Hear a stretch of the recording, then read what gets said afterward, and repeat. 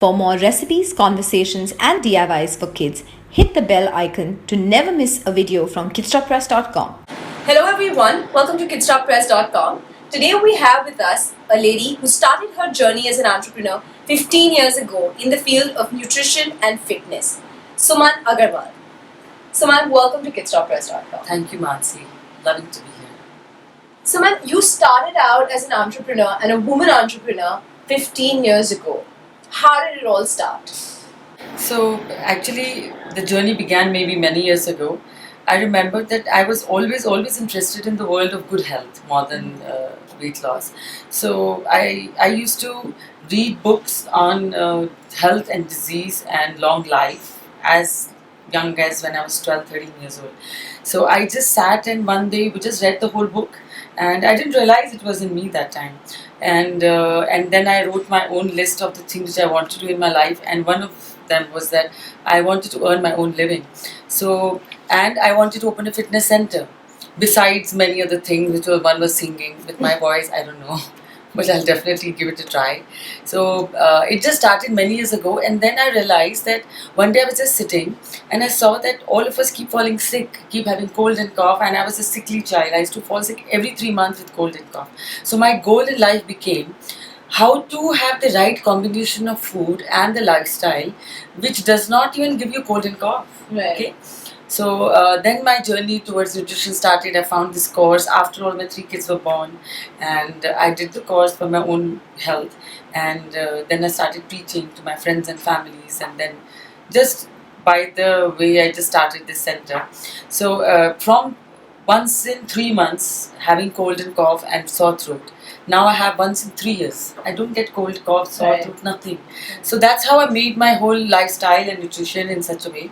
I don't have aches and I don't have pains and nothing. I just, touch wood, live life healthily. And this is what I want to tell everyone. Sure. So when you first decided that, okay, I want to be an entrepreneur, how did your family react? And who was like the most supportive force?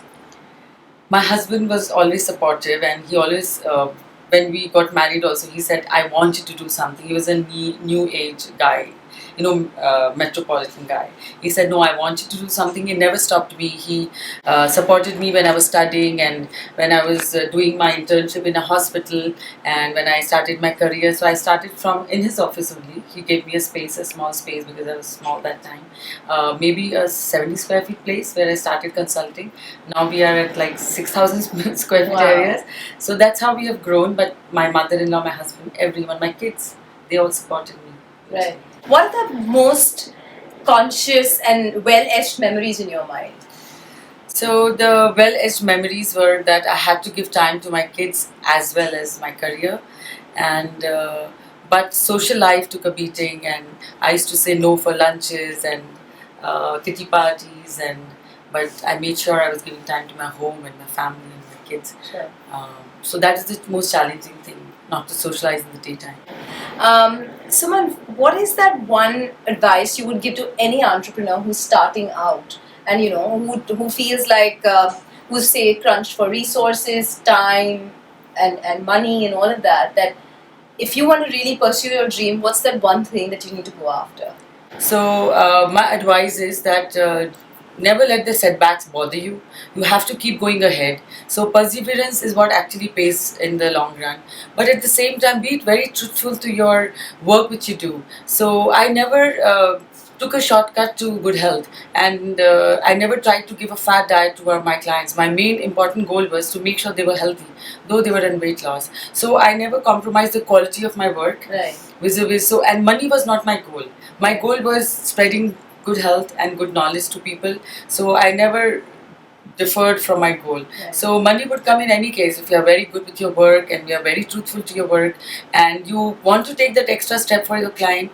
So it will come in any case. So it's just being truthful and to your work and to your clients is what has taken me where I am. Sure. So, when was there ever a conflict in your mind that, or as most moms feel guilty of taking that time away from, from their children, and now looking back when your kids are all grown up, is there ever a conflict or dilemma that I wish I would have done this, or no, I did it all correct?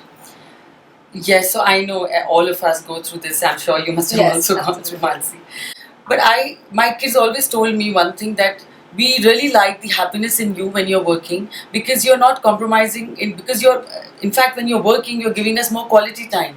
Right. And when you're working, you also meet thousands of people, so you have better thought process. Right. And so to keep that balance of work and children is very, very important. Right. Of course, so that is one thing. So I had many options in between my careers. Maybe 4 to 5 years ago, they said no, why can't you take investments and grow really out of bounds? I said no, I don't want to do that, because I can only give time up till my kids are coming back from school. After Right. that, I have to be at home. So as my kids' school timing became longer, my work Extended became longer. your work Extended my hours. work. Now my kids are all college going, so I work till 7. But it's a very, very important point for mothers to understand that their first priority should always, always be kids.